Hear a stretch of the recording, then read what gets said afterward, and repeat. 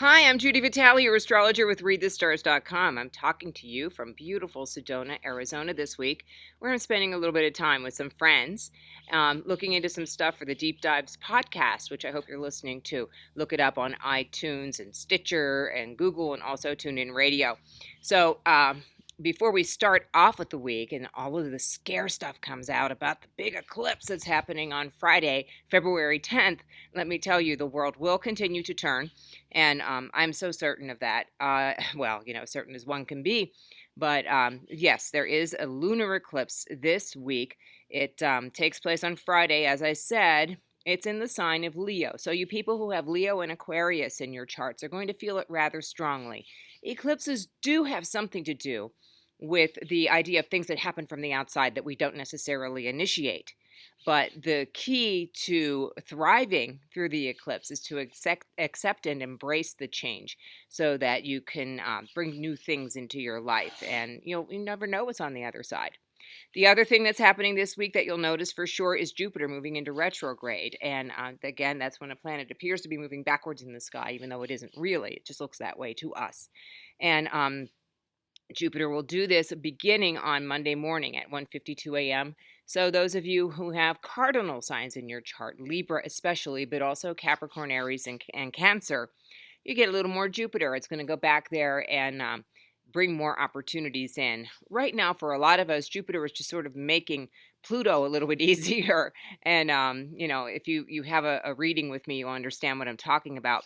But let's just suffice it to say that if you have any of those signs, again, that is Aries, Cancer, Libra especially, and then also Capricorn, you'll notice Jupiter's turn toward the reverse. And also we have this week Mercury entering the sign of Aquarius. And this will bring a lot of big ideas, a lot of ideas about how to handle groups, and that includes, of course, international and national politics. So it'll be very interesting. Now, let's go through this day by day so you know how to plan out your week. All right, beginning on Monday, we have the Gemini moon. Very chatty atmosphere, people really communicating, expect a lot of phone calls, emails, all that great stuff. The Jupiter station to retrograde takes place. So you may feel a little bit off, sort of wobbly, like what am I supposed to feel lucky or not lucky or whatever, and then it'll kick in and you'll be fine.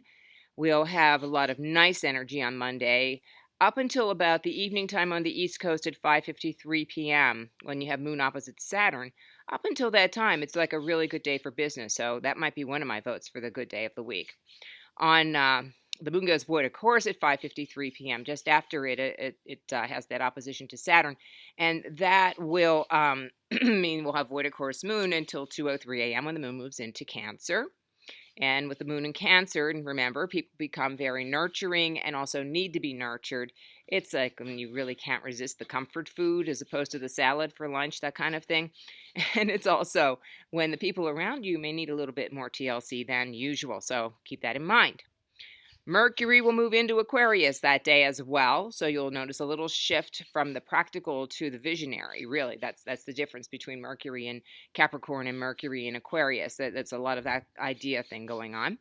And then on Wednesday, we have the moon in Cancer again. This time, though, Wednesday looks a little bit stormy. We have an opposition with Pluto, a square to Uranus, and a square to Jupiter. This could produce a few little glitches in the way that we deal with people. So be careful about that on Wednesday. Not the best day for business. Void, of course, moon beginning at 5 p.m. on the East Coast, and then it goes into Leo, that old moon, 4:41 a.m. on Thursday. Thursday looks like a really good day for those of you who have scientific and technological things to do at work.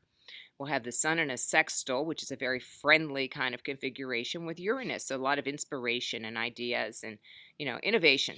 And I think that's the key word for Thursday. So you can even apply that if you're not in one of those more technical fields. Then, of course, there's going to be that pre-eclipse energy.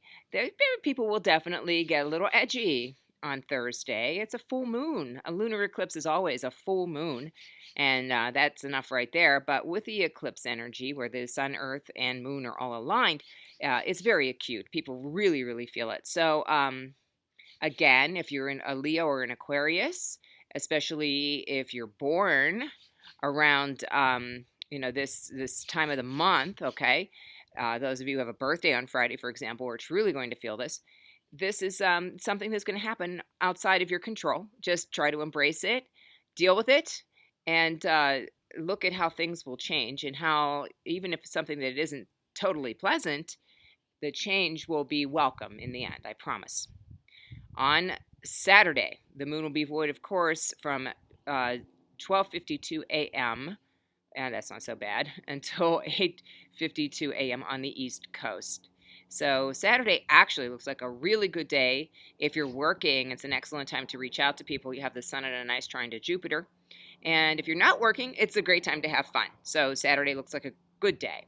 And then on Sunday, the moon will be in Virgo, as it was on Saturday. So it's a good time for organizing and all that kind of thing. But that's pretty much all that's going on. There's a little opposition to Neptune and a trine to Pluto. A good time to check in with the planets. And I'll be at Journeys of Life on Sunday from 1 to 5 p.m. If you'd like to make a reservation for your spot, please call 412-681-8755. I'll be back in Pittsburgh as of Tuesday night, as a matter of fact. And I'll also be at Green Arras this week on Thursday afternoon. If you'd like to make an appointment there, please call them and make that arrangement as well.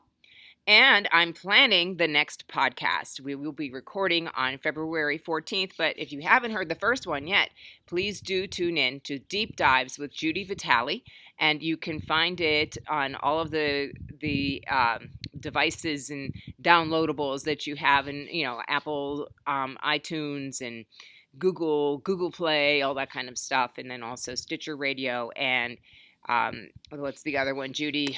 iTunes. No, I said that already. Oh my goodness. Oh my good. Tune in radio. That's it. Okay. So it's Sedona. It does this to a person. I'm here. It's the kind of place where I call it the Disneyland for the spiritually inclined. And I'm certainly that. So I'm having my few days in Disneyland and a little bit of sunny weather. It's wonderful. So I wish you a sunny week, no matter where you are. And if you'd like to reach me for transpersonal coaching, clinical hypnotherapy, or astrology, you can do that at Judy, Judi, at readthestars.com.